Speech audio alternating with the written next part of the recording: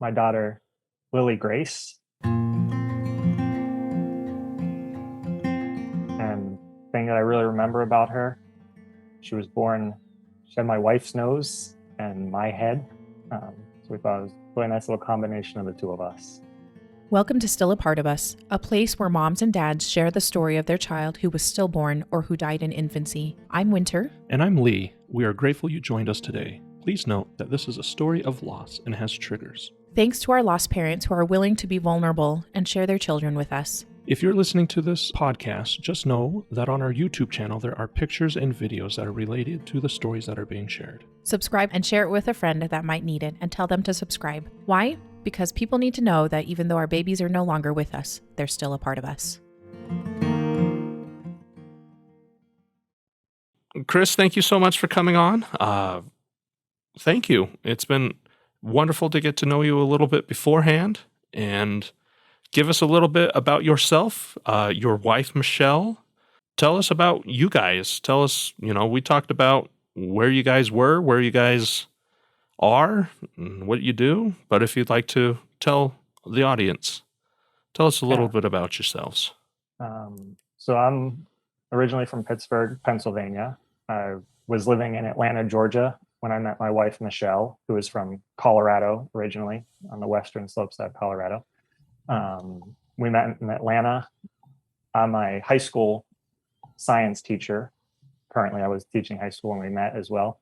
And then she decided she was going to go to medical school. So she went to medical school at the University of Wisconsin. So we moved to Madison, Wisconsin while she was there. And then now actually back in Pittsburgh. So that she's doing her residency. She's finished that now, actually. She's in her chief resident year. And congratulations to you both. Science. Yeah, thank you. Yeah.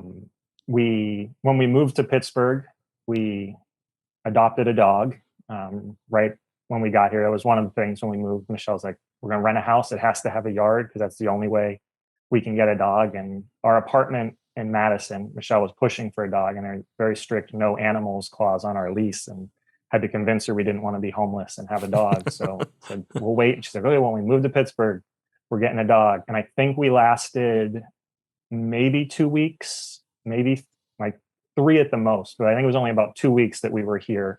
And we stopped by the shelter and found our little guy, Milo.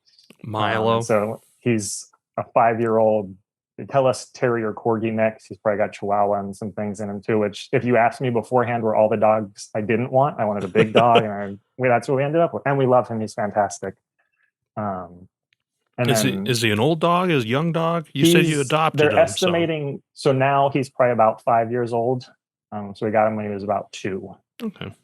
Yeah. So yeah, we've started to realize soon, like, okay, yeah, he's looking a little older now. He's very much a perma puppy with how small he is, but he's got energy nonstop.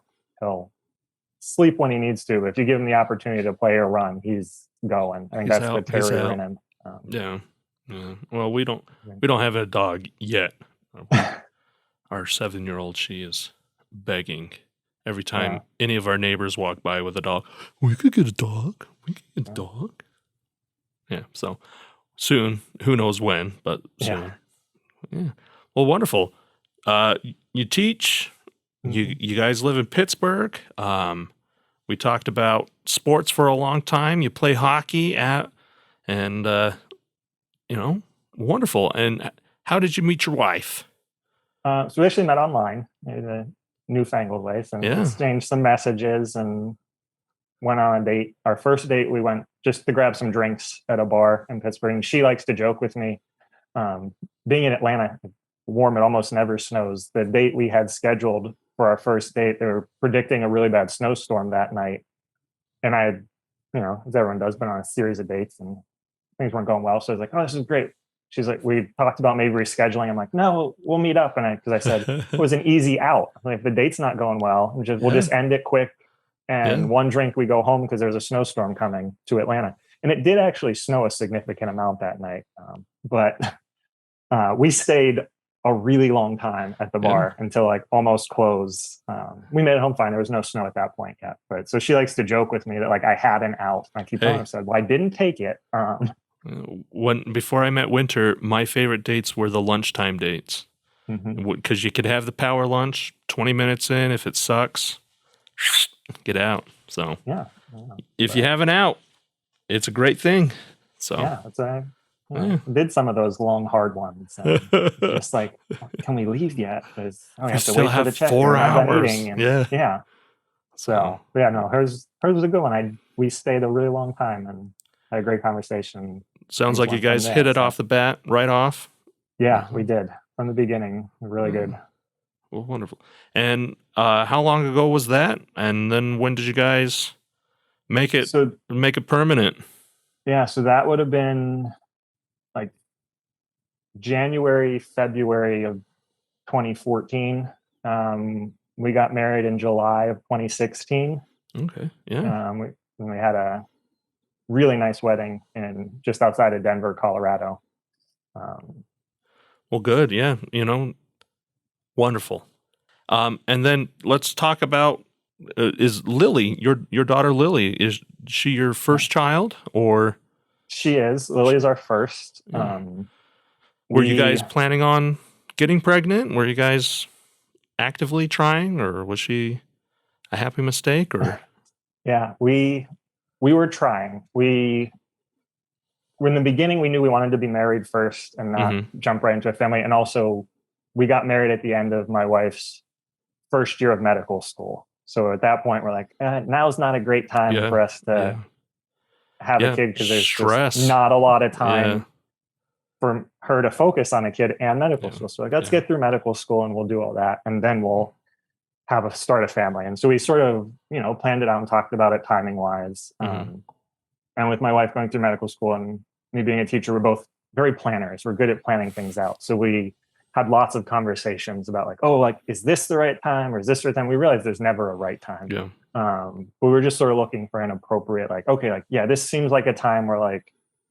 we're going to make it work now. And so we laugh about it now. We actually had a piece of paper with we can try for these 2 months. And if that doesn't work, we need to take this month off and not try that month because that would give us a bad delivery time. And what's the expression? Do you want to hear God laugh? Tell him your plans. Because of course that's how things ended up now where we are.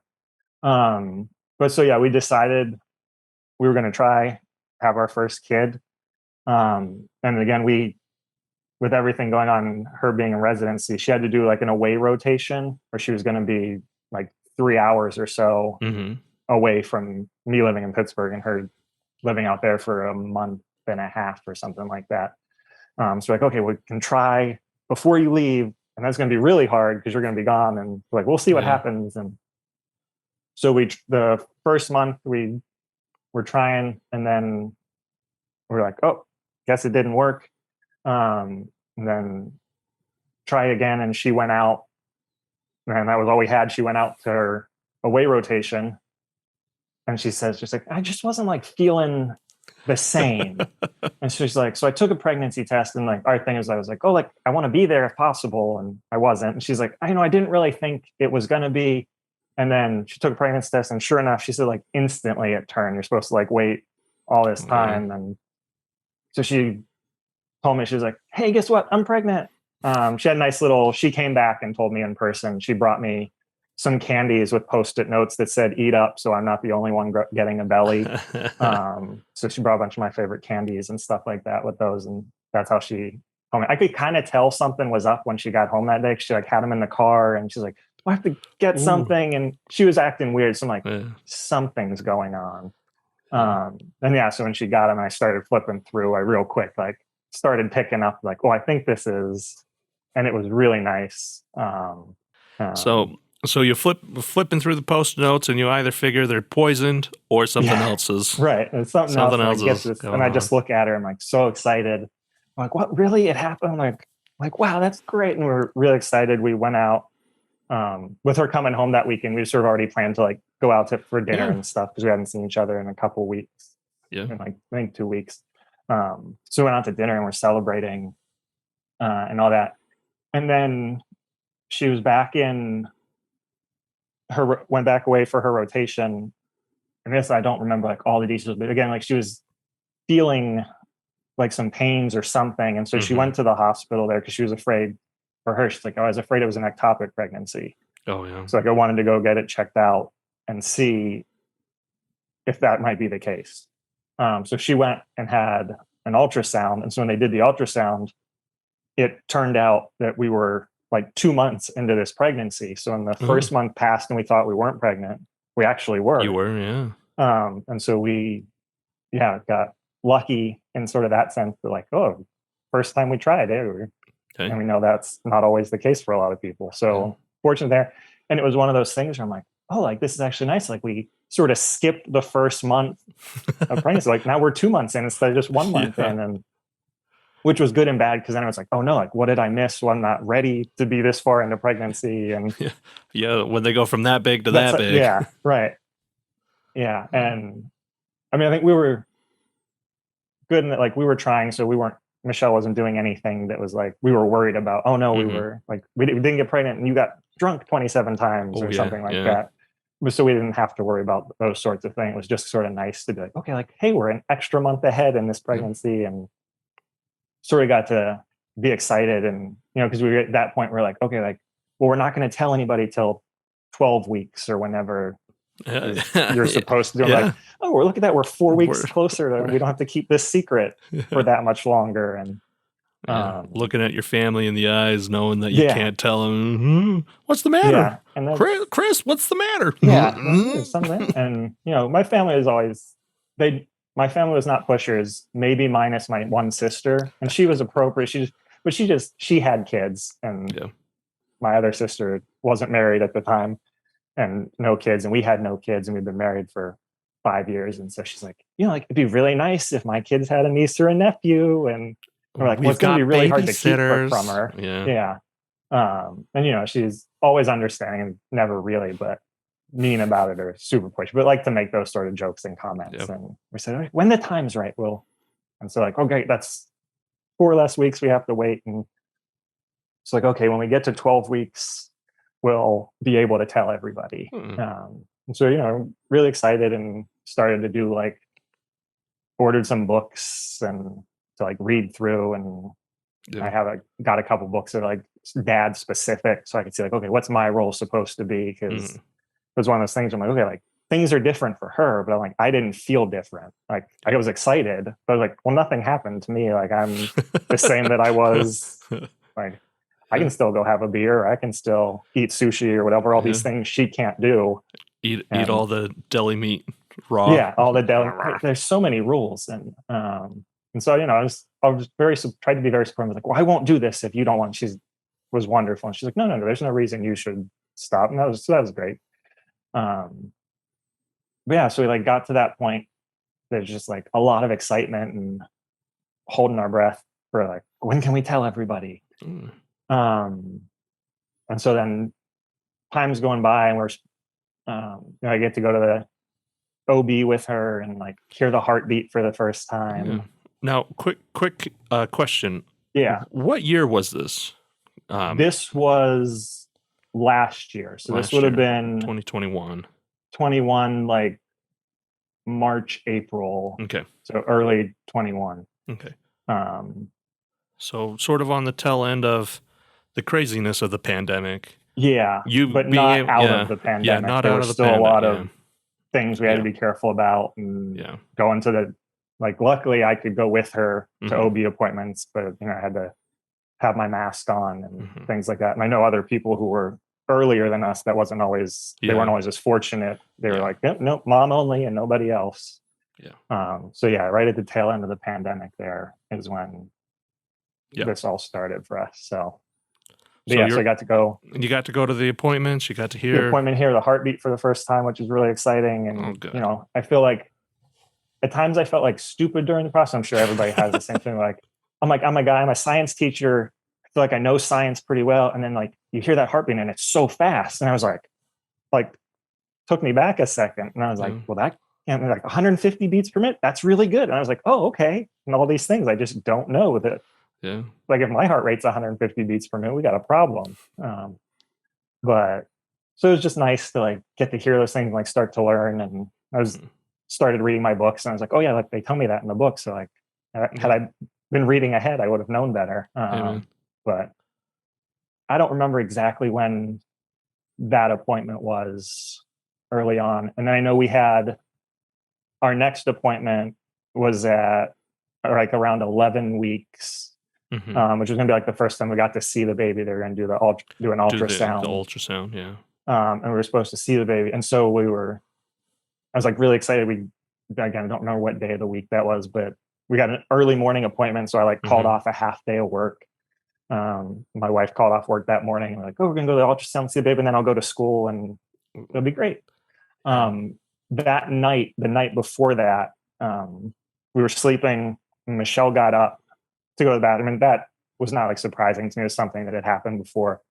And she like sounded like hurried and rushed as she's getting up. And I was like, oh man, like it like woke me up a little bit. And in my head I was like, oh, she must really have to pee.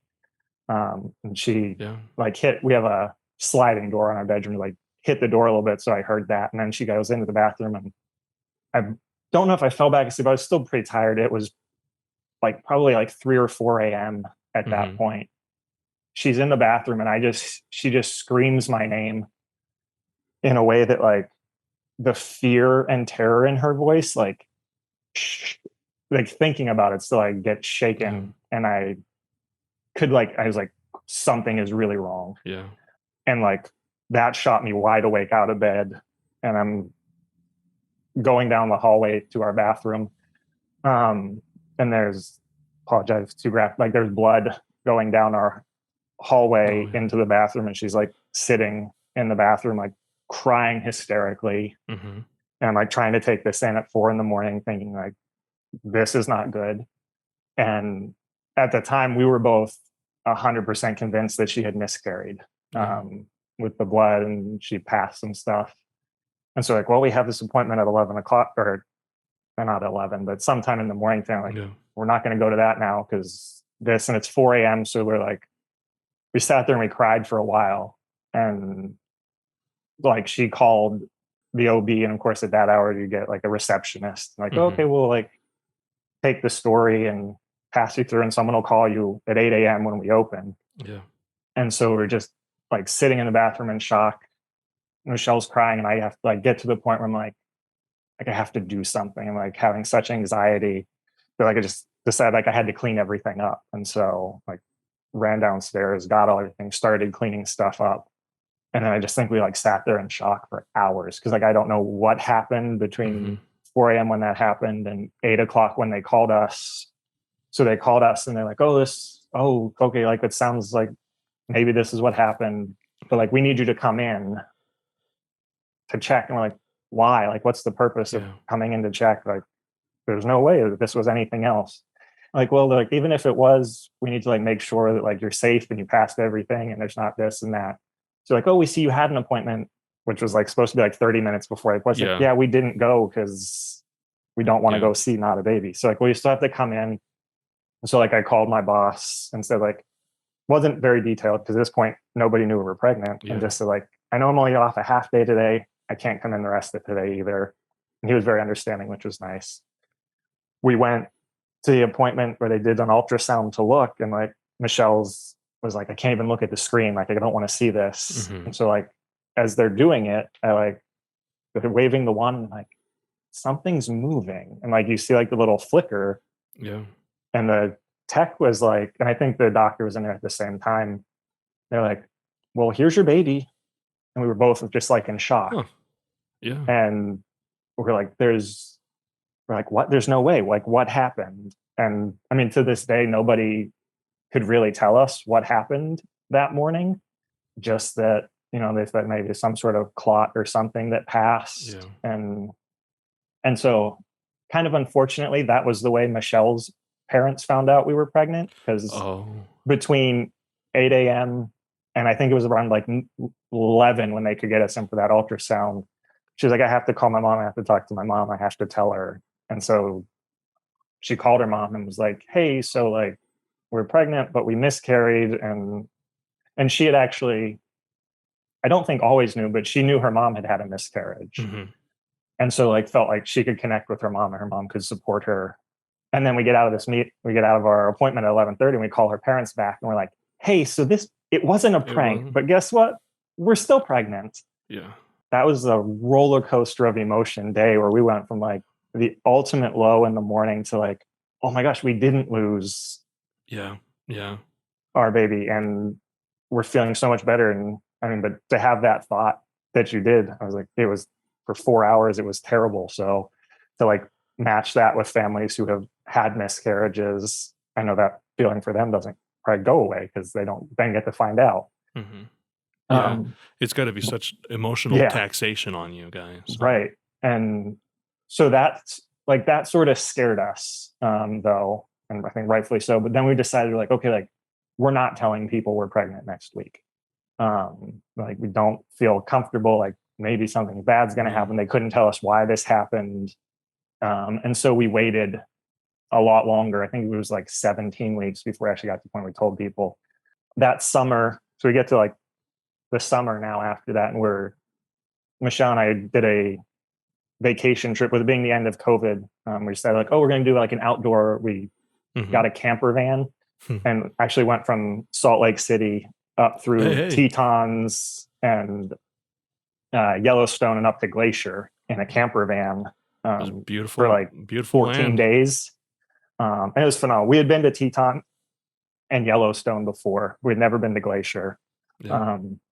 And so it was really nice, really like beautiful. I'm like, oh, this is like our baby's first vacation with us. Yeah. And we're like, trying to connect. And we still had that fear in the back of our minds afterwards. We're trying to connect. And that's, so we decided like, oh, we bought like a little baby onesie that said, guess what on it.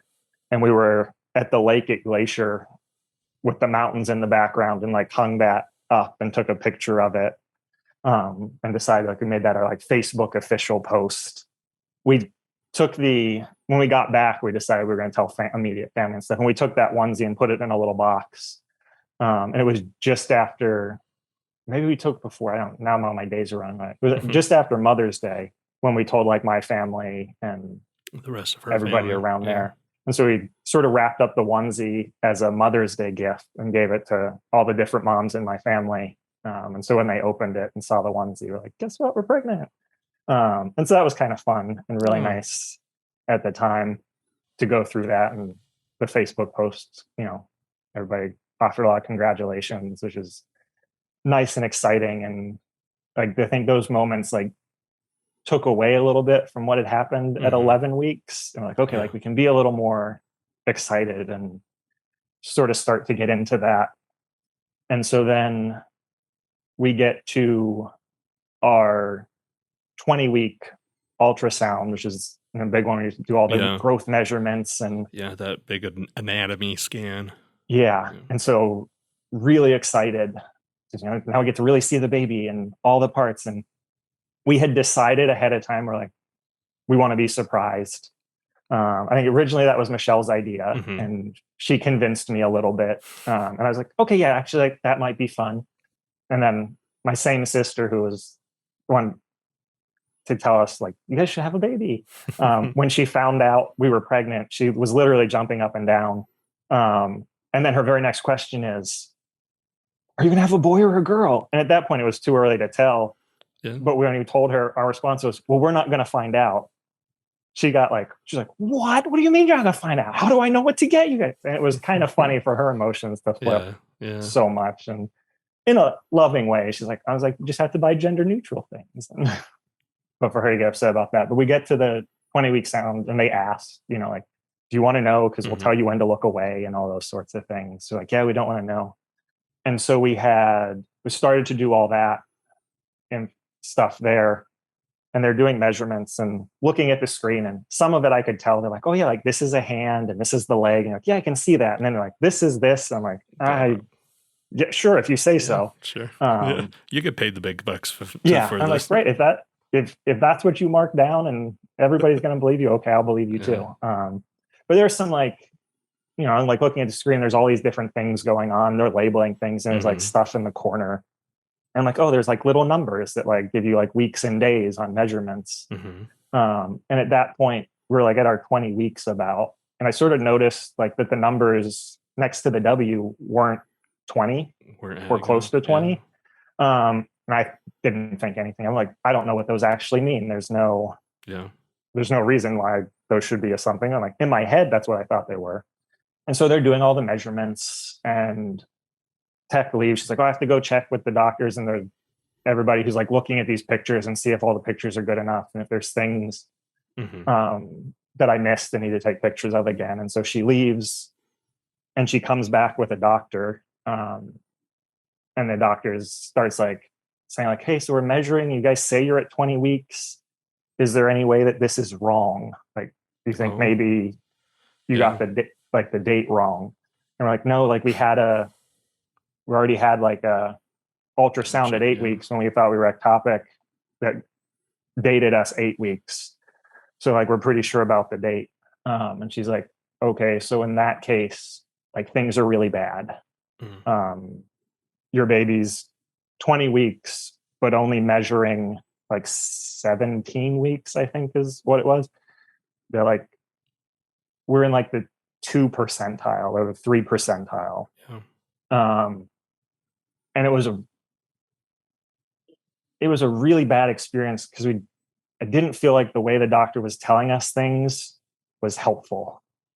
Or like didn't seem very caring to be like telling us that like this is bad. I'm like, can you say that in a way that makes it sound like you care a little bit? Like you're just like stating some facts. And so we were both a little like turned off about that and also very upset. They're like, we just found out things could be very bad. And like we're even told like there's a chance your baby won't make it without like, well, what do we do and anything like that. So we had to like we get scheduled with MFM, maternal fetal medicine, and like they talked to us. And that was the next day or the same day. I can't even remember dates and things from that point, but it was not that far from the day of that scan. That initial anatomy scan. Yeah, that initial anatomy scan that we met with MFM for them to talk us through things. And, you know, like we went there and met with a different doctor and they told us pretty much the same things, but said it in a way that like we felt better about it. So I'm like, oh, like you can deliver the same news and get a different outcome. Like we still didn't feel super positive, but they did give us some information, things like, you know, like, well, it's early. If your baby continues along the curve, even if it's only 3%, then you're fine. You're just going to have a very small baby when it's born and things won't be a problem. And they're like, we just don't know. And I guess also we had, I don't remember when we did this, and I forgot to talk about it on timeline, with the bleed and stuff earlier, and they did some other tests around that 11, 12, or they did some blood tests and things. There were possibilities, like a high marker for Down syndrome possibility and something else. So then we had a genetic scan and everything came back normal in the genetic scan and stuff. So like that was another just like a temporary scare. But so they had some of those markers early to also give us information about the growth restriction. Like, okay, so like it's not Down syndrome or it's not dwarfism or whatever these other things might be, because we've already ruled those out with this stuff. And so they pretty much told us at that point, like, you know, like the only thing we can do is wait until 3 or 4 weeks when we can do a second scan and see, like, is your baby just growing slowly on a curve, but like staying on the curve, or are they falling off and have growth restriction? Because they even told us like it's really rare comparatively to have growth restriction before 20 weeks. So like, you know, like maybe it's just small. And so we waited in, it was somewhere between 23 and 24 weeks that we got our next scan at that point. Went to the ultrasound, had the ultrasound tech run things, and, you know, looking at the screen again, different room, same screen, seeing the numbers on the side. I'm like, okay, yeah, well, they told us 17 weeks and those are the numbers I'm seeing. Now I can see. And so we're at 23 weeks and now the numbers are coming up like upper 18, lower 19 weeks. And like Michelle and I both just like feel terrible watching this. And the tech is doing the scans and they're like, okay, like they can't tell us anything. Yeah. they're not a doctor, they're not allowed, and just doing the measurements. And I'm sitting there just like, I don't even know what to do or say or watch this, and like trying to hold it together Yeah. um, as we go through watching that. And they're like, okay, like that was a late in the day appointment. I think we were like the last appointment in for the ultrasound that day. And they told us like, okay, like the doctors will look at these and then they'll call you and let you know. Mm-hmm. So you're like, okay. So we're thinking like, okay, we're going to go back home. We're just going to have to like sit until we get a phone call. We hadn't even made it like out of the parking garage and Michelle's phone rings and it's her OB. And they were like, hey, you guys should go to triage Oh, at the hospital and we'll get you into triage and we're going to talk to you there.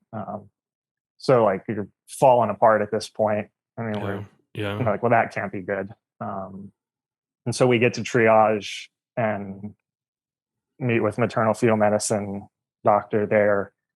And they're like, like they're falling more off the curve now. We're like 1% or below, even I don't know if we're even on the scale. And so they're like, like this is not good. And they sort of start to go through things and like, like they had us meet with a couple different doctors and I can't remember. My wife will be upset. I always get NICU and PICU mixed up and I don't know which one is. I think NICU is for like just born babies and PICU is the later ones, or if I have that reversed, I apologize.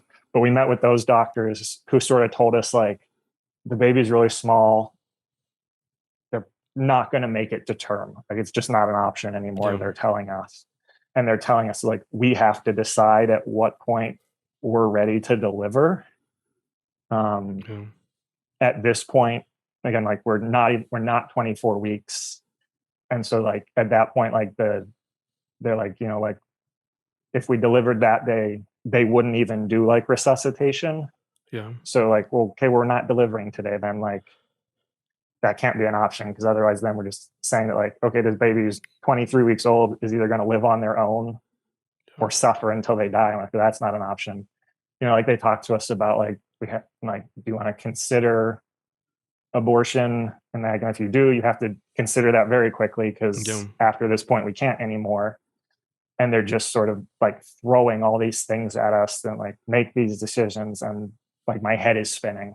I really okay, I knew as a parent I was going to have to make decisions for my kid. I was not expecting at 23 weeks to like be making life and death decisions for my child. And I was like, I had read the parenting books at that point. Like, these are the things to expect. Like, it never talks about them. Like, how do you make these decisions? Like, what are you supposed to do?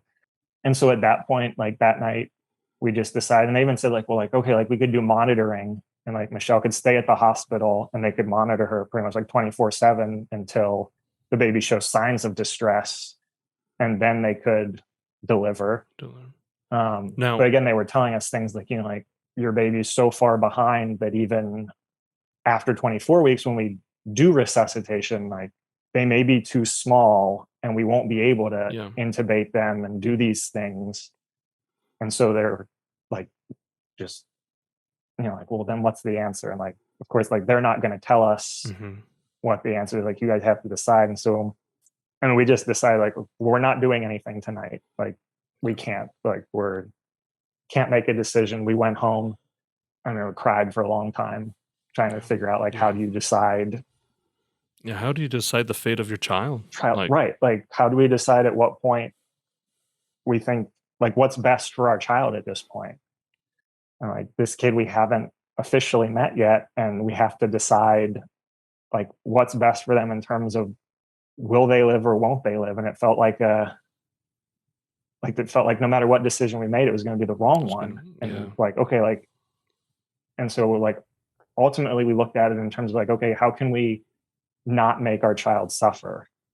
And so we're like, okay, like if they're at least, hopefully, if they're still in the womb, there's less suffering. I don't know if that's true or not, but to the less, like that's what we believe. Like, okay, if they're in the world, the world is a harsh place. They're going to be hooked up to machines and whatever. And we feel like maybe that's suffering. And then they're going to struggle to breathe because they have to breathe air and they have to do all these things that maybe their body's just not ready to do. On their own.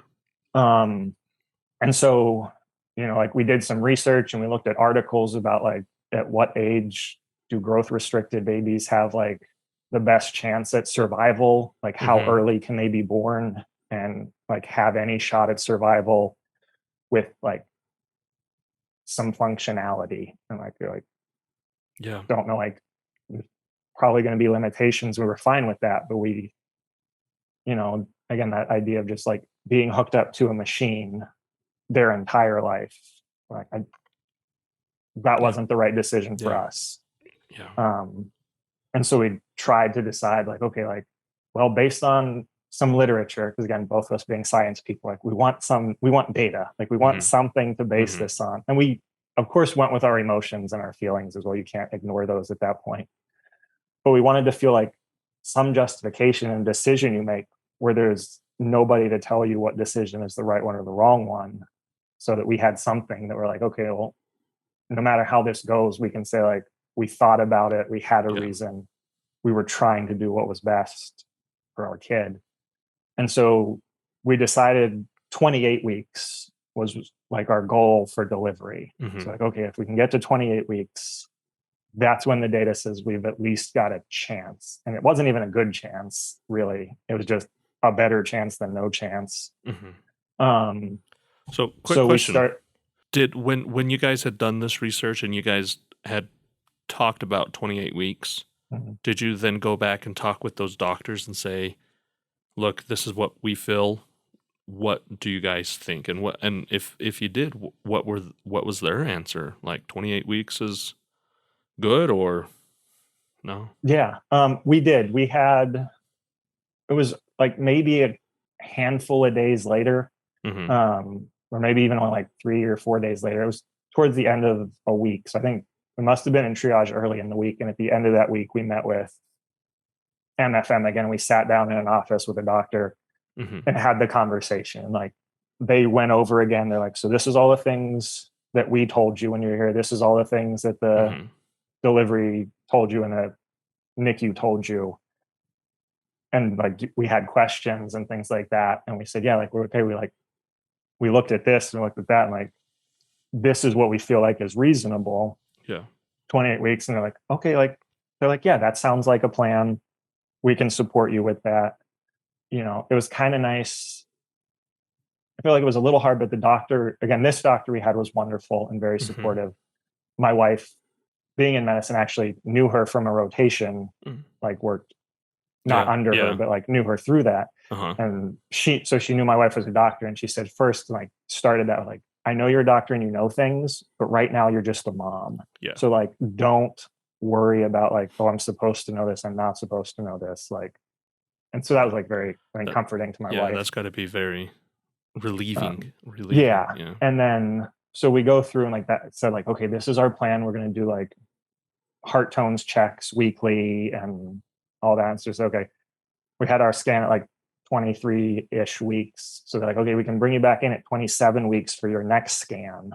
Like see how things are going, your next like gross scan. And so we agree with all that. And like the doctor's closing everything up. And she's like, like I probably shouldn't say this, but like, since I know my wife better, she's like, I think you made a good decision.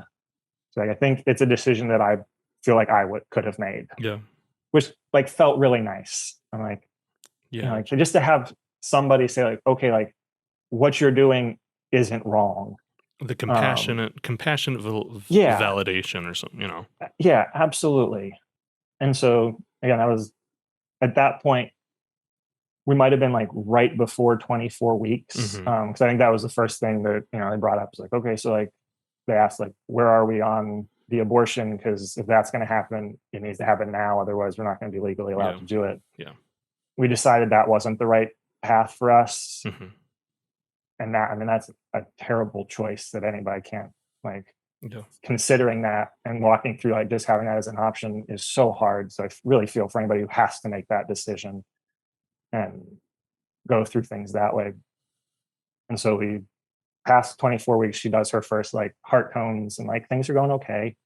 Like things look normal and stuff that way. We do that every week and we get up to our 27-week appointment, which they had on 26 and 6. for us. And it was September 7th. Our appointment was very early in the morning. I think like the first one of the day, 7:30 a.m. So I think they had us back around 7:20, 7:25.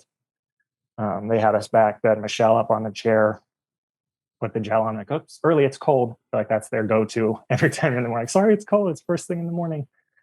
And the tech starts to do the measurements.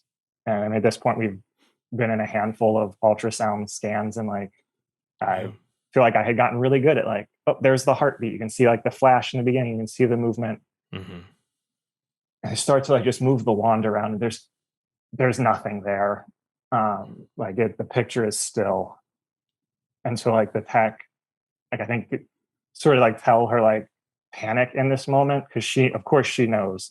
Yeah. And so she like measures an arm and like measures a leg real quick. And she like tells us, she's like, I think that's all I need. Let me go check with the doctor. And so she like hurries out, and Michelle and I look at each other and we're just like, there was no heartbeat. Like the baby wasn't moving. Yeah. And so like we already knew. We had seen enough. Like we had been there enough times to know, like that's not what our baby did, and that's not how the ultrasounds looked. Yeah. And so she comes back with one of the MFM doctors who we had met with and knew, and who was lovely and was so kind and caring. Of course, like breaks the news to us that we had sort of already knew. And just, I think as best, like she did it the best way she could. Like we were like very supported by her, and like it was nice because like you could tell like it bothered her too. I think like just that idea of that, like, okay, this is hard for her, and like we know her being MFM, she works with high risk pregnancies all the time, so like she's seen other people lose their babies and she knows what's possible. And so it was still like, it was comforting. I mean, it was the worst moment ever in the grand scheme of things, but like to find, looking back on it now and afterwards, like to find those like, okay, like this was nice. Like it was a nice to have somebody care about us in a moment that like we were both just destroyed. They let us stay in that room for a little bit, and then asked us like, like, would you like to be somewhere else for a little bit? And they're like, like talked us through, like, you have to decide. Now we had to make more decisions about like, when are we going to deliver? How do we want to deliver? And all those other sorts of things, which kind of like the rug gets pulled out from you under you. And then you're like, and now you have to make some decisions.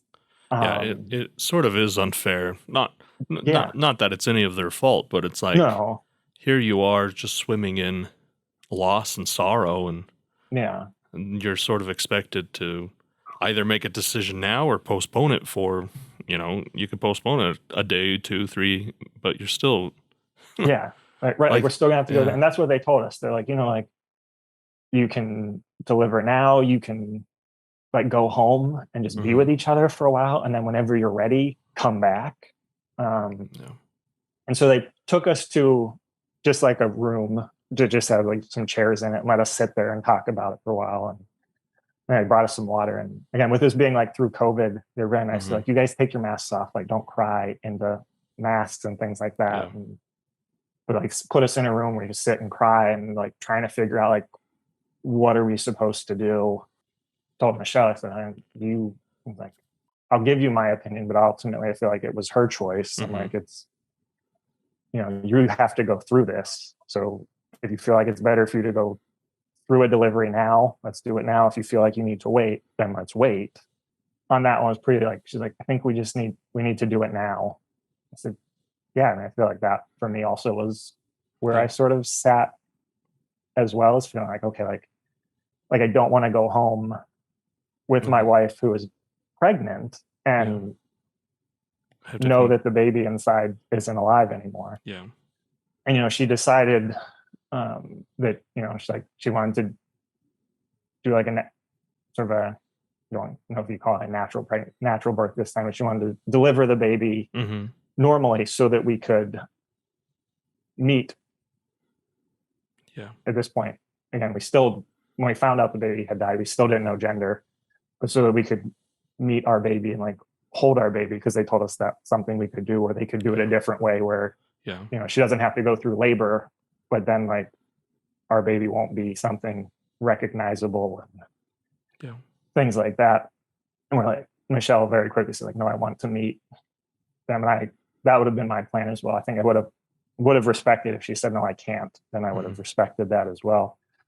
But so we did that. And while we were sitting in the room, we decided that like, it's not going to be a fun surprise anymore when we like find out the gender. And so because of some of the genetic testing we had done earlier, like Michelle had the answer on her phone the whole time as to whether we were having a boy or a girl, and never looked at it. And so we looked at it at that point and found out we were having a daughter, which was like, again, like a happy, like, oh, we're having a daughter who isn't alive anymore. So it was like you get these moments of like happiness moments that like come in, and then you get taken over by the sadness again through it. So we're in that room and they're like, okay, like we've got your delivery room ready for you upstairs. So they sent us upstairs. And then unfortunately we thought it was more ready than it was, or they thought it was more ready than it was. We had to sit in the like waiting room of triage for, I don't know how long, like that point in time wasn't passing well.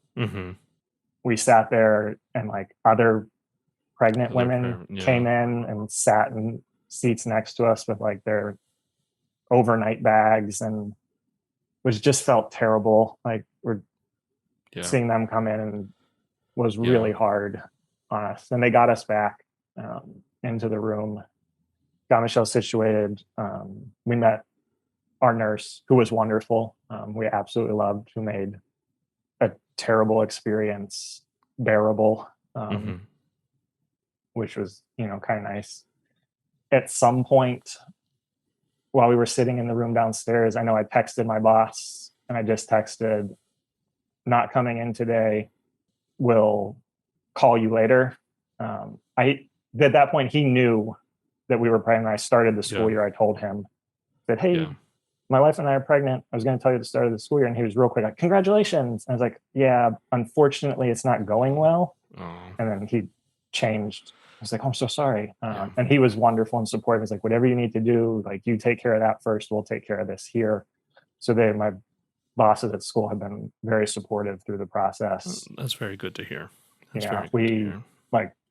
We called our parents while we were in that room and told them what happened. We get upstairs into the room. At this point, timing wise, I don't know. It's the afternoon at some point, like 1:00. I don't know. But so we get in the room, they get us set up, and the nurse is talking with Michelle. There's another nurse who came in and asked me some questions. And again, at this point, like everything's just spinning and a whirlwind of things. And people asking me questions about like, oh, do you want this? Do you want that? And like, I don't know the answers to any of these things. So I don't, and luckily in my head, I was just like, just say yes. And then if they bring it and we don't want it, then we'll change our mind. Which turned out to be wonderful accident on my part there. Because we got things that I was like, oh, it's really good we had this. I didn't even know what this was. And now it's available to us. And so then they told Michelle, like, okay, well, we can start the induction. We can do this. And she hadn't eaten because we had a 7 a.m. appointment. She's like, oh, I'm going to do this appointment. I'll eat when I get home. Go. And so I'm like, oh, do you want to eat first? So then like we were like, sure. Because she hadn't eaten. So I went out and got us some food, brought it back. We ate it. And then they gave her a bunch of medications to like start the labor and stuff that made her very sick. And then she threw up everything she had just eaten. So like, well, that was a waste for her. At least I got to eat. At that point, again, one of those moments where I felt stupid, but I asked, like, we were there and they're like, okay, this could take hours or even a day or something for you to fully get dilated in this process. So I'm like, okay, well, we were only supposed to be here for like an hour this morning. We're only at 26 and 6 on our timeline. I don't even know what am I supposed to bring to a delivery? Like I hadn't gotten that far in the parenting books. So I felt really stupid having to ask the nurse, like, what do people usually bring? And so like driving home to get those things, again, with being COVID, we were in the office. Michelle had a lucky situation that like we're in a hospital where she had worked as part of her residency. And so one of her friends, who was also a doctor, came in. I'm not saying any names so nobody gets in any trouble, but she came in as a friend and like snuck in the doctor way and could sit with Michelle while I was gone, so that Michelle wasn't alone. And she had come, like she even put her scrubs on and all her official stuff. So like the nurse came in at one point and later said like, just thought that was one of our doctors who came in that she didn't know and was like, oh, your doctor's here. And we told her. She's like, I don't care. But it was nice for her to sit. And I was like, that is very nice. Yeah. Like I went home. On the way home, I called my dad and I said, hey, can you come like meet me at our house, pick up the dog? Because I don't want to leave the hospital again. Like, so my dad came out and got the dog for us, and they kept the dog at their place for a couple of days, got all the things, went back to the hospital. Now, I do have a quick question. Yeah. Does her parents still live? You mentioned that she was from Denver. Does her parents still live in the Denver area, Colorado? Yeah, her parents are living in Denver. So she's actually from like Montrose, which is like 5 hours west of Denver. But her parents moved to Denver and they live in the Denver area still at this point. So they didn't come because we're like, okay, it's COVID. Like, we knew the rules were. I was the only one that was allowed to be there with her. You get one guest and that's it. And that's we had told my parents that we're like, like we can't have anybody come. So like if you can take the dog, that would be really helpful. Like that's what we need. Okay. I wasn't quite sure what the rules and regulations were at that time. Like, so that's where we understood the rules and regulations to be. And so we didn't ask them to come out. We just, we told them, we said, we'll update you when we can deliver when we can and with what we can. So then like the rest of that is just a world. I'm like, I don't even know what we did. Michelle was going through the process of getting ready to deliver. And I guess I just sat there and watched her for hours. We spent some time because they had a board set up like, oh, do you know a name or things like that? And we, without knowing our gender, we hadn't decided on a name yet. We had some options and we went through our list and we're like, very incorrectly at the time, but I think worked out in our favor. We had names that we thought of for a girl and we were like, oh, like we don't want to use those now. It's like, this is the wrong thought. I know in my head now that's the wrong thing. But we thought like, oh, I don't want to like waste this name when like we like it. We want to be able to say it. Yeah. And we hadn't been through this. Nobody told us we were going through this. We didn't know how wrong we were going to be about names and things like that. Nobody's judging you. So yeah. But Michelle had brought up, she's like, I had this moment. And she's like, I vividly remember, I was like in our bedroom folding laundry.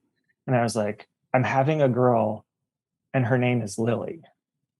And like, that was a name that we had like vaguely talked about, but like never really came in. And like, she said that and I was like, yeah, like that just feels right. So like, we just like, okay, Lily. Yeah, that's her name. It's Lily. It felt really right that like you had that moment.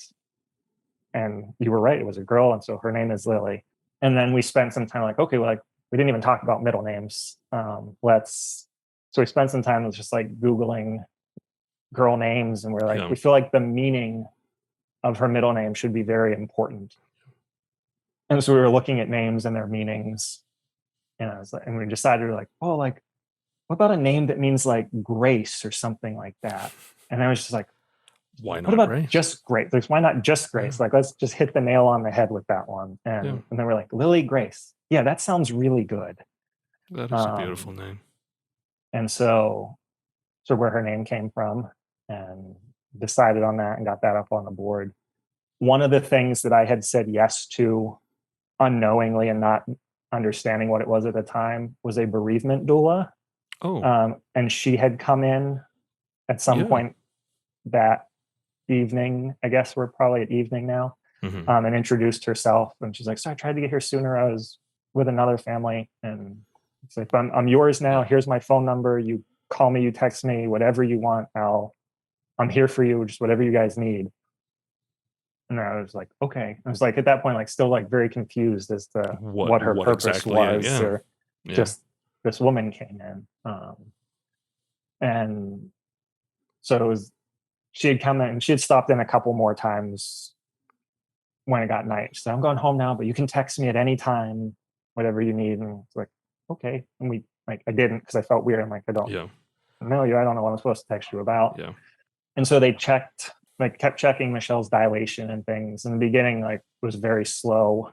And so we were waiting and they're like, okay, well, you can get the nerve block, whatever Oh, the spinal tap or an whatever epidural?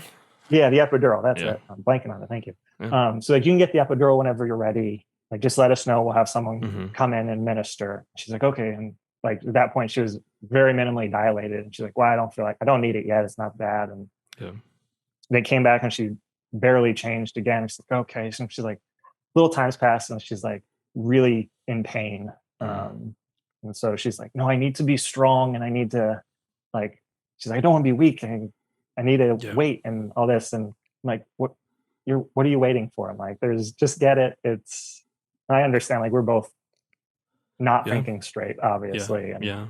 And so when we finally, she gets it and then they come back and she was almost fully dilated. So like, well, that's why you were in so much pain because you went from Yeah. nothing to, Yeah. so you were worried about being weak and here you are way too strong than you need to be. And so they tried to do some pushing at that point. And again, like we were going to do birthing classes and stuff like that, but we Yeah. thought we had a lot more time. Yeah. And so like, okay, we're not ready yet. We'll come back in a couple hours. And they tried again. I think there's like some like first try might have been like 10 or so at night. And then they came back at midnight. And then they're like, why don't you guys try and get some sleep? We'll come back at like 6 a.m. And so then, I'm sleeping on a bench and Michelle's in her chair hooked up to everything. And I did fall asleep and it's been a crazy day. I don't know. Yeah. There was Oh, times where Michelle fell asleep through the day as well, I yeah. think with the medication and stuff. And she Yeah. had some naps. They came back in and I was like, oh, it's 6 a.m. already. It wasn't. I guess they came back in early. They were monitoring her with stuff. And they're like, okay, we're going to try to push now. And so did the pushing and like it's baby's coming, keep pushing. And at that point, again, time is a blur, but I don't think when they came in that long that it took very long pushing at that point. And I think I got just by accident had my phone in my pocket and the baby was born and Michelle had asked me to like play some music while she's pushing. So I had my phone out with the music on and they're like, oh, your baby's born. And so it just popped in my hand like, oh, let's take a screenshot of my phone Yeah. at the time the baby was born. So it was 4:15 a.m. on September 8th that Lily Grace was born and cleaned her up and let mom hold her. I think it was a weird thing that I'm like, I don't even know what I'm supposed to do. So I did the thing that everybody does on a TV show. I counted the fingers and the toes. And I was like, because I don't know, like that's what the dads on the TV shows do. I don't know what I'm supposed to do with my daughter here who's not alive, but like other than being so small, like looked so perfect, like didn't look like there was anything wrong with her. And she had 10 fingers and 10 toes. And she didn't just like She had your look, nose. she had my Oh, wife's she had your nose. wife's nose, but she had your head. Yeah, she had my head shape and just looked so perfect. And I think we just like stared at her for long periods of time and Yeah. cried a lot. And we were like, had moments of happiness, like getting to meet our daughter and how perfect she looked. But just like for her not to be alive was devastating. So then our nurse, who was wonderful, like changed her schedule so that she could come back and she was with us the next day and helped us through things. And that's that next morning, pretty early, I think around like 7 a.m. or so, our bereavement doula showed up. And so where I learned how wonderful bereavement doulas are. And she's like, came in and was very kind and caring and met our daughter. And then she's like, well, what do you guys want to do with her? And I was like, what do we want to do with Yeah. her? Like It's wasn't hard to even a think. thought that Yeah. crossed my mind. I was like, we've just been staring at her for like the past throughout. She's like, oh, like, and gave us this whole list of things that like we could do with our daughter. Mm-hmm. And it felt really hard, but it felt really nice. Like, Yeah. oh, like we can actually do something. Yeah. Like we can parent her and we can like spend some time with our daughter and rather than just staring at her. So she had asked us some questions, and we, because things had been looking bad for so long, we like tried to protect ourselves, and we're like, Mm-hmm. we didn't do a baby shower because we're like, we weren't ready for that at the time. And we like didn't think about too many things for her because like our goal was for her to be alive. And we just wanted to get to that point. Yeah. And so she, she's asking like, oh, what did you want for your baby? It felt bad that we were like, I don't know. We didn't think about that because all we wanted was for her to be alive. Yeah. Like that's as far as we could get. But we did come around and we're like, okay, well, like when we were thinking about a baby shower, my sister was planning it for us. One of the things Michelle wanted was for everybody to bring up their favorite like book from their childhood so that we could build a library for our baby and we could read to our baby. And so she's like, that's great. I'm going to go get some books. Are there any books in particular? Like, what was your favorite book? And so we listed off like 2 or 3 of the books that like we remembered, and like Goodnight Moon and I'll Love You Forever, and a couple other ones like Where the Wild Things Are. And she's like, okay, and I'll bring some other ones. And she comes back with all these books for us a little bit later. She came back with a terrible towel. She's like, this is a Pittsburgh baby. It needs to have the Steelers terrible towel, and it needs to do that. And so she like literally went out and came back, and she had bought all these things for us, like for Lily.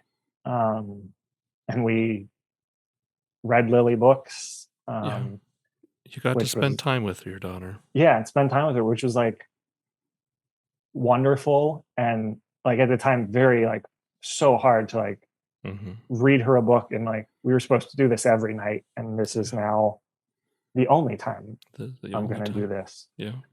But like looking back on it, like thank we did that. Like I have a lot of memories now of like things I did with my daughter. And, like it will never be enough, right? Like but it's better than like had I said no to a bereavement doula, my memory would have been I stared at my daughter, which would have still been wonderful. But it's nice that I had those experiences. She asked me, she's like, do you want to dance with your daughter? And I was like, that seems weird. Yeah. But like, yeah, I do. Yeah. And so Michelle picked a song on her phone, Haven by We Banjo 3. It's a bluegrass band that Michelle and I both really like and is special to us. And it's a really beautiful song. Like the chorus, like, let me be your haven, let me be your light. Just like really fitting and like really beautiful for me to dance with my daughter to that. And I mean, I bawled through the entire thing because I was like, I feel like I always wanted a daughter. So like I would have been a really good dad to a girl. I have 2 sisters. I feel like my dad is a really good dad to my sisters. I feel like I'm a lot like my dad. So I feel like he's a great dad to me too. So I don't feel like I wouldn't have been a bad boy dad, but I just feel like, I'd had that moment. I'm dancing with my daughter, and like I was supposed to be able to like do this at her wedding and all these things. And that's my only dance with her. But in retrospect, like I had to dance with her. Like at least I got to dance with my daughter, which is really beautiful. Like I think that's my favorite memory of the day was the dance that I got to share with her. We played music for her, like we played a bunch of our other favorite songs and shared music with her. We told her about ourselves, like who we were as her parents. And so we spent a lot of time. They did a nice little, I don't want to call it a photo shoot because it was more just like, our nurse had brought a camera in, and so like captured a lot of those moments for us of like us reading to her and me dancing with her. And they brought hats and like some clothes and blankets for her so she wasn't in like the hospital blanket. There's like we got boxes from organizations for stillborn babies. And And so like we wrapped her in a nice like knitted crocheted blanket and put a hat on her. Hat, we still have those things, of course. And like the hat was like, this is the smallest hat we have. And it was still too big for her head. We had some nice photos taken and like did some posed photos of like the cute like baby sleeping and wrapped. And my wife always does this, like when she's intentionally being cute about something, she'll always do this little like hands on her chin thing and smile at you. And like, she's like, I'm being cute right now. Like, love me for this. And it's really cute. And the nurse had just like been moving Lily into positions for like photos and like did that with Lily's hands. And we saw like, oh my gosh, that's Michelle right there. And so we put Michelle behind her and they both have a picture of them doing this together. And I know that's one of my favorite pictures. That's one of Michelle's favorite pictures too. And so got to do those sorts of things and just be with her. They let us, they told us like, you can stay as long as you want. Like it's your time. Don't feel rushed, whatever you need. We're here. We felt like very supported by our nurse and having our bereavement doula there with us. Somewhere in that morning, afternoon, like late morning, early afternoon time, they said that like, if you want to have family come in, you can. They're like, we even said like, oh, we didn't think we're allowed. And they're like, the rules don't apply to you. Yeah. They're like, if you want people in, you tell us, like, we'll call the front desk and say, these people are allowed to come in, whoever you want. And originally we were like, oh, we don't know if we want anybody to come. I mean, like, Lily was perfect. She had all the things she was supposed to have.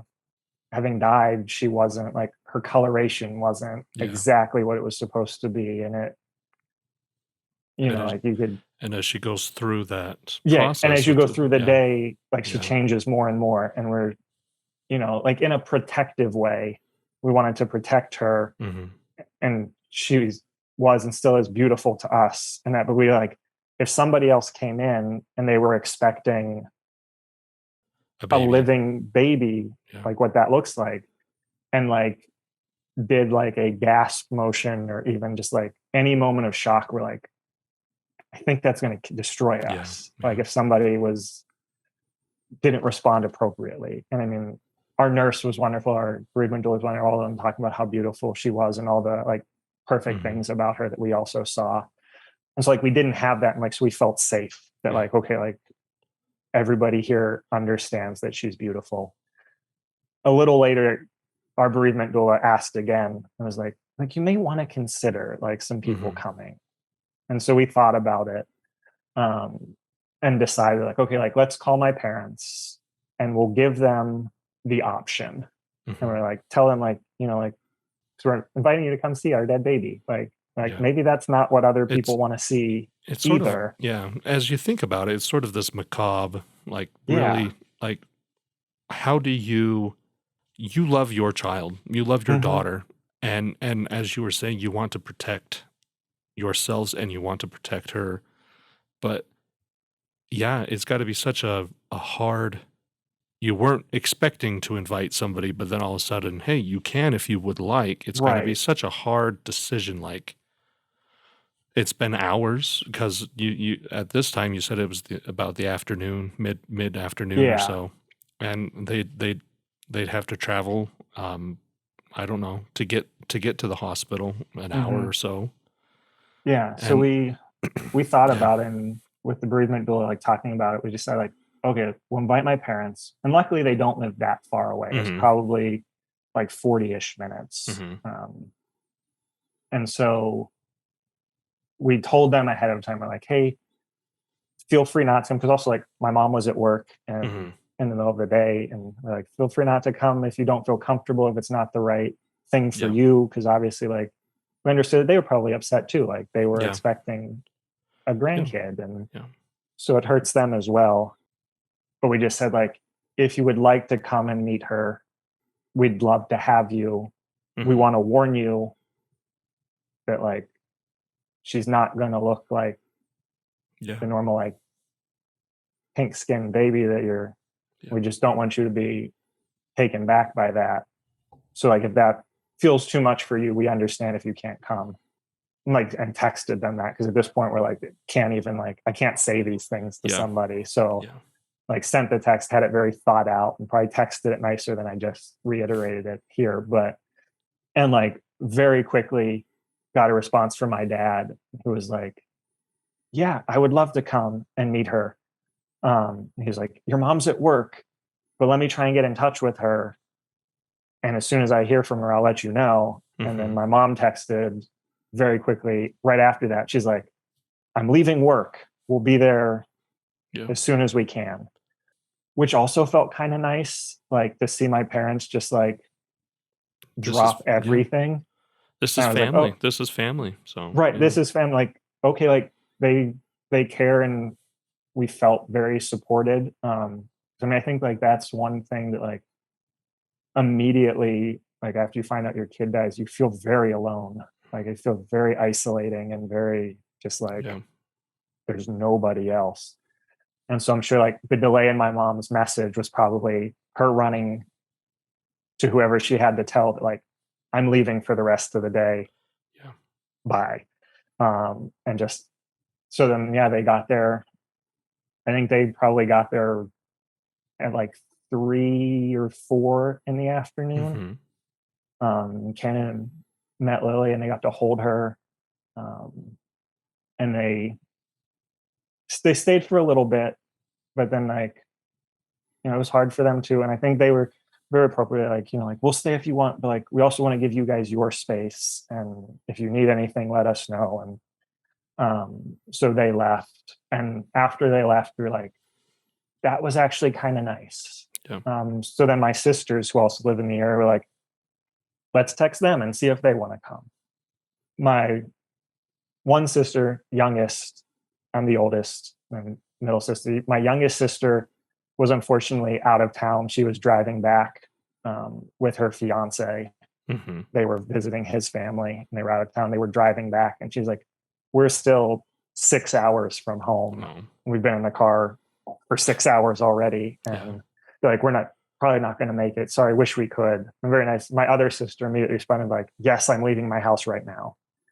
And so she came up and met Lily as well, and got to hold her and meet her. And I think, like, I feel like in hindsight, we probably could have invited more people.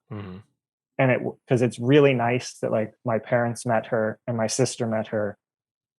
In hindsight, I feel like it would have been better if more people could have met her, because they could have shared that with us. And I feel like she would be more real to them if they got to meet her as well. And I think we still would have, in hindsight, been very selective of who we invited, but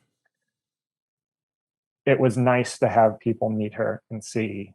And my family was wonderful, and like, did not react negatively, and also thought she was beautiful and perfect. And I didn't mention, like, she was tiny. She was 1 pound 1 ounce. She was 11 1/4 inches.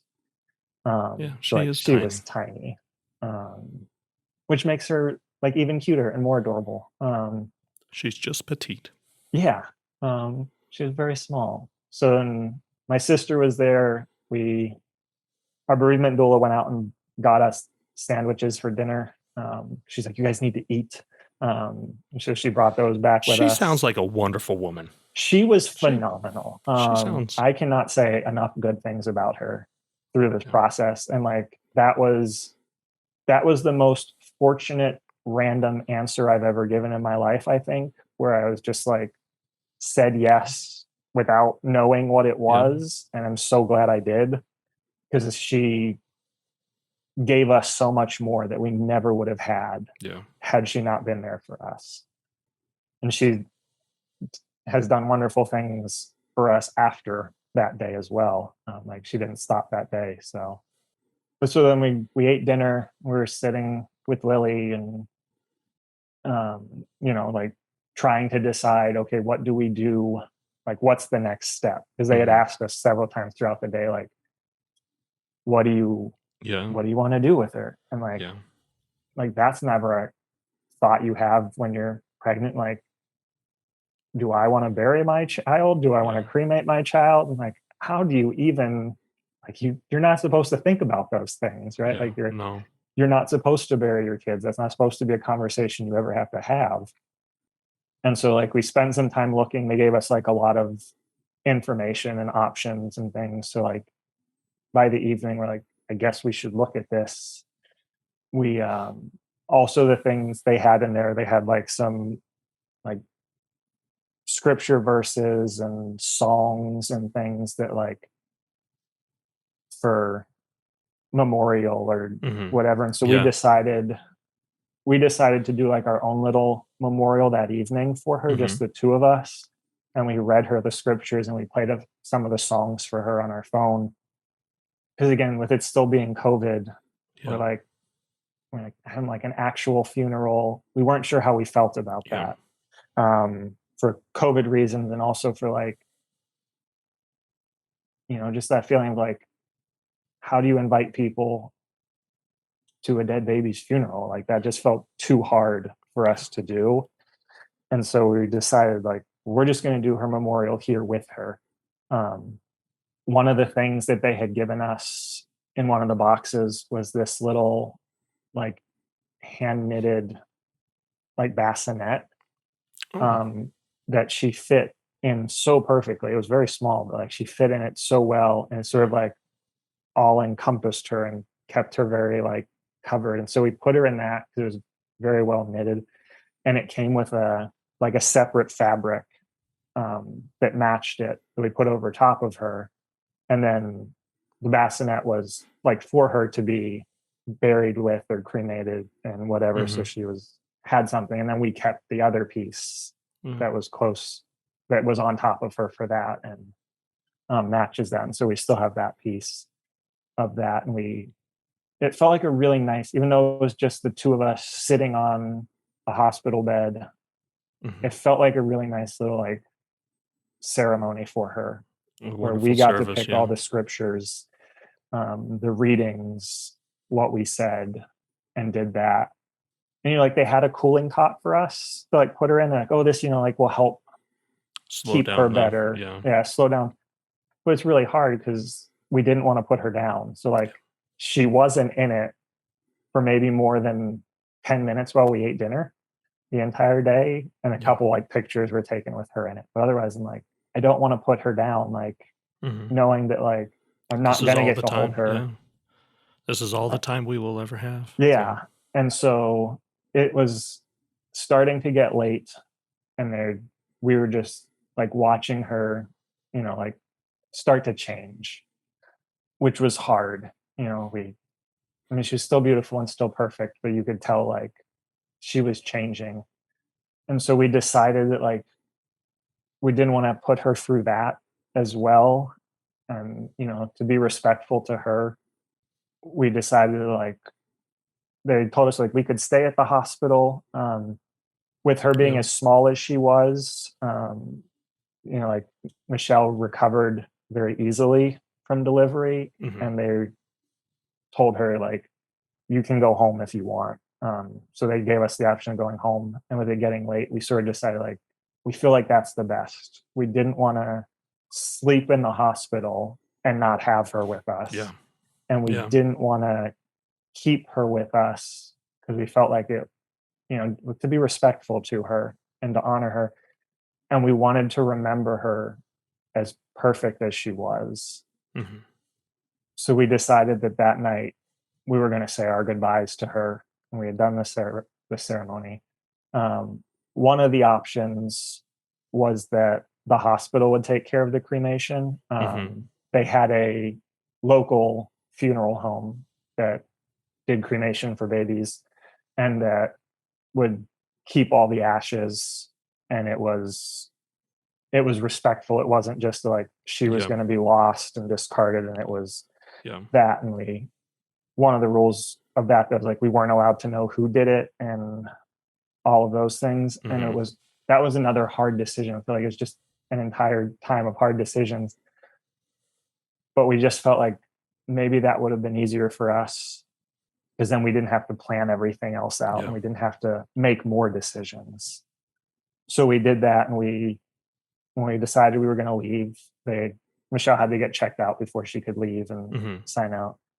And so after that happened, when she was cleared to go, they told us that they could take Lily or that we could walk Lily down to where they were keeping her until Mm-hmm. she would go to the funeral home.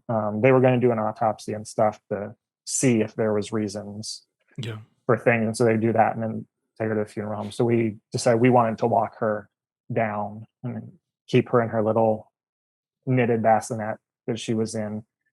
They offered to let us take that, and we decided, like, no, we want her in that and Yeah. buried with that. We have the other piece.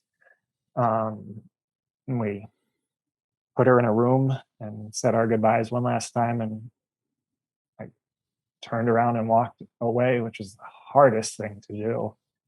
Like knowing that was the last time we were ever going to see her outside of like the pictures that had been taken. And so we went home. I assume we slept. I don't know. I think at that point we were exhausted and Yeah. but just, nothing felt right. That was we found out she had died on a Tuesday. She was delivered Wednesday morning, the 8th. And so Wednesday night we were back home. And it was after midnight by the time, like, we left the hospital after 11. Mm-hmm. And by the time we got home, it was the next morning, and went to bed. And then Michelle and I talked now, like, we didn't realize how much shock we were in. Because looking back now, like, we don't know what we did that next day and the next couple of days. We're like, yeah, it's such a how anybody has survived after that is yeah. And I think like I think we were only in survival mode. We had to go to the pharmacy to pick up medicine that Michelle had to take. Mm-hmm. And so we left the house to go to the pharmacy, which is just down the street from us. And that felt so overwhelming.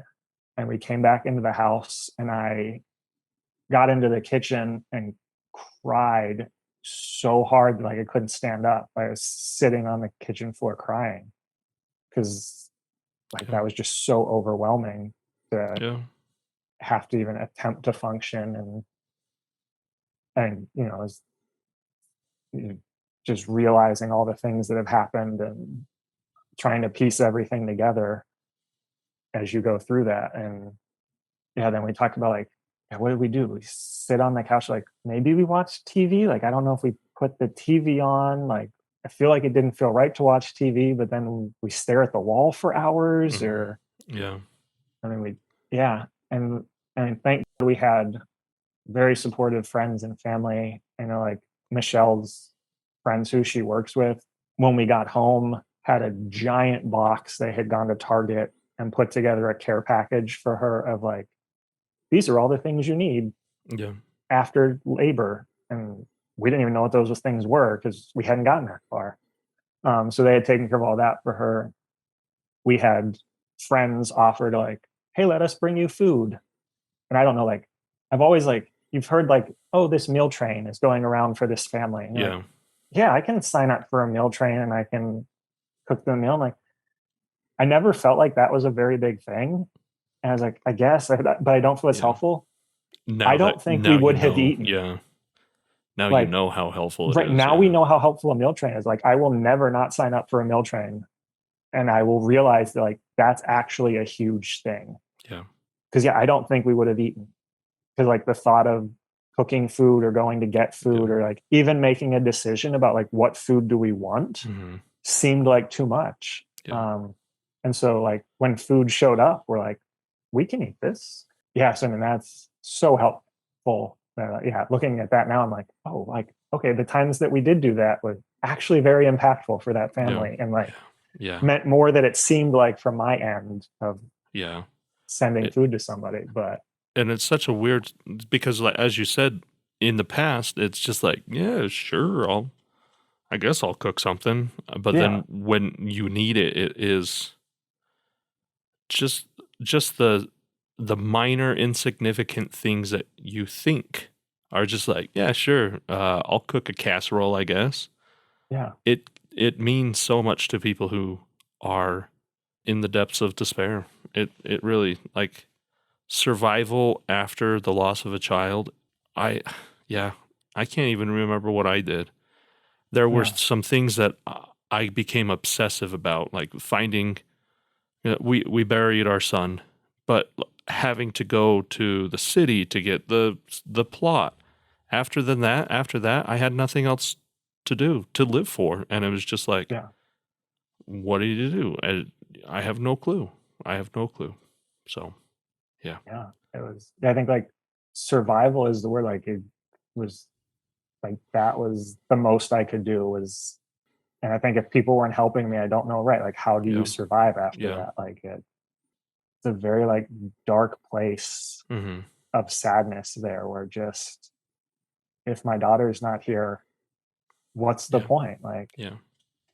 and so like, again, like that's where the family and the friends and really important and really helpful Yeah. to get through that. You said that you had family and friends supporting you. Did you guys have, how best to say this? Like, did you have constant support? Like, somebody come pretty much check on you every day, every morning, every. Some people came by. Michelle didn't really want to see people. Mm-hmm. Like she, Understandable, yeah. yeah, like that wasn't like, she couldn't hold, like it was too hard to hold it together and just like try to Mm-hmm. talk and see people. Like the next day, my sister was back, who didn't get to come meet Lily. Mm-hmm. Mm-hmm. But she came by the house and like she brought us, like she just brought us desserts and beer and things like Mm-hmm. that. And she's like, here, you might want these things. Yeah. And like Yeah. she sat with me. We sat outside on the back porch because Michelle wasn't ready for company. Mm-hmm. And so we sat on the back porch. Like I showed her some of the pictures that the hospital had taken for us. They printed for us. So we had some Oh. pictures already printed. And so I got to like show her pictures and Yeah. introduce her to Lily that way. Another thing I remember from that moment when we were sitting on the porch with her, several years earlier, we have really good family friends who are not by any means related to us, Mm-hmm. but they are family. Yeah. Yeah. Their parents moved in next door to my parents right after they got married. They have kids that are like my age, my sister's age, and we Yeah. grew up as like lifelong best friends. They call my mom and dad aunt and uncle. And so like pretty much family. Their parents used to like refer to me as their other son, and I used to call them my other mom and my other dad. Yeah. Their mom passed away from cancer maybe like 3 or 4 years before we lost Lily. And the daughter, her daughter, always said like, my mom is like, will show her presence through hummingbirds. That was always her thing. Like when a Wow. hummingbird's near, that's my mom. Yeah. Because that was their thing. And we have lived in our house here in Pittsburgh for 4 years now. The day I was sitting on the back porch with my sister, a hummingbird flew by the backyard, hung out like next to the porch, like by the railing, maybe 3 to 4 feet from us, and just fluttered on side to side, was probably there for a minute and then left. That is the only hummingbird I have ever seen in our neighborhood, because we live more in the city. Like we get pigeons and things, but there was a hummingbird here that day. Like I had like a moment of this, like, oh, like my other mom is telling me that like Lily's okay now. Yeah. And just like a peaceful moment while that happened that day. And you know, like my dad has always said, like his mom, my grandmother, passed away at 103, but she's like, oh, she loved babies. She was always all about babies. And my dad was always like, you know, like Lily's not alone where she is. Like there are people taking care of her. And I feel like, you know, the universe sends signs if you'll pay attention and you'll listen, and we find meaning and hope in the things we want to. And I just like have had some of those nice moments where that's happened. The nice tender mercies of the universe. So yeah. Where I'm like, wow, like the one day for a hummingbird to fly by my backyard is the day after my daughter dies and can like give me a moment of some peace. And it's kind of nice that I've never seen one since. It like makes it more special to me. Yeah. Like, oh, there's not just a family of hummingbirds living down the street now. Like, it's never happened again. Yeah. So like my sister checked in that day. At my college roommate who I play hockey with lives down the street from us, and like he came by with some food another day and checked in. And like my parents texted and stuff and called and checked in that way. We had them bring Milo back. I think they had him for 3 days afterwards. And then we're like, maybe we should have our dog back because, like he loves us and we can cuddle him and hold him. And then we're also like, and we can walk him, which will give us a reason to leave the house. Get out, Which like we literally hadn't done other than to go to the pharmacy that one day. And so they checked in. I decided that I was going to go back to school, back to teaching that following Monday. So like Wednesday, Lily was born. Monday, I went back to school. In hindsight, I don't know if that was the right decision, but like I needed a reason to get out of bed in the morning. It gave you some purpose. Yeah. I'm like, because it was really hard to get out of bed and it was really hard to get off the couch. And like that was what we were doing. I'm like, I need to get out of bed. So I on Sunday told my boss, like, hey, I'm coming back Monday. And he's like, great. But again, like very supportive and just like it was just a blanket statement of you're out as long as you want to be. Tell me when you come back. And that was, I think with a mixture of COVID and that was my worst year of teaching ever because it was very hard to want to bond with kids, even high school aged kids. I went back. I was not emotionally ready to meet and like engage with anybody emotionally. I could function well enough that like I can teach my content. I was fine to stand up in front of them and be like, here's some stuff. Here's how you do it. Let me help you. Yeah. But I didn't have the emotional ability to go that next step, which I feel like is really what makes the teacher. Like the ones you remember aren't the ones who taught you history or English or math or science. It's the way they taught and the way you connected with them. And so I feel like that's always been what I've liked in teaching. And I couldn't do that last year. And that was really hard for me. My wife was in therapy. I got into therapy in January. It was like as soon as I could finally find a therapist who had space for me and things like that. But, just that idea of like my wife's therapist had told her, like, when you're ready to go back to work, like, like you hold a very high standard for yourself. You don't have to give your A-level work as soon as you go back in. Like, if you're doing what you have to do, you don't have to do extra right now. And I was like, okay, like as long as I feel like I'm teaching them the content they need and preparing them well enough that like, this is what you have to learn in my class to graduate. Yeah. I feel like I can go back to work and do that. And like, yes, it was unfortunate. Like they didn't get a better experience from me as a person. And I really suffered and I really struggled with that. But it was the best I could do. Yeah. And it was enough to give me a reason to get out of bed and go there. But it made going there very difficult because I didn't have those connections. And I mentally didn't want them. Like I don't want to connect with a child right now or kid of any age because it feels too hard. It's got to be pretty hard to do that. But, and then I think like, I feel like for 2 weeks, we had a really good people checking in on us regularly. And then it just all kind of went away. Just tapered off quickly. Yeah. Yeah. Where like, everyone's like, oh, 2 weeks have passed. You must be okay by now. Yeah. And that's again, like that real loneliness feeling coming in where I'm not talking to anybody because they don't have the energy to go out and do things. I didn't want to go out and do things. Yeah. So I wasn't seeing anybody and I didn't have that energy to like, I'm going to reach out to this person and see, and nobody was reaching out the other way.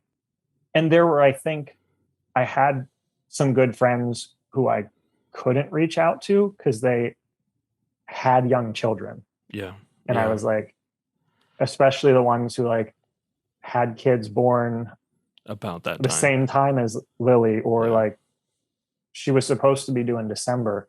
I had a friend who was also pregnant. He's like, oh my gosh, I'm due like 2 weeks after you.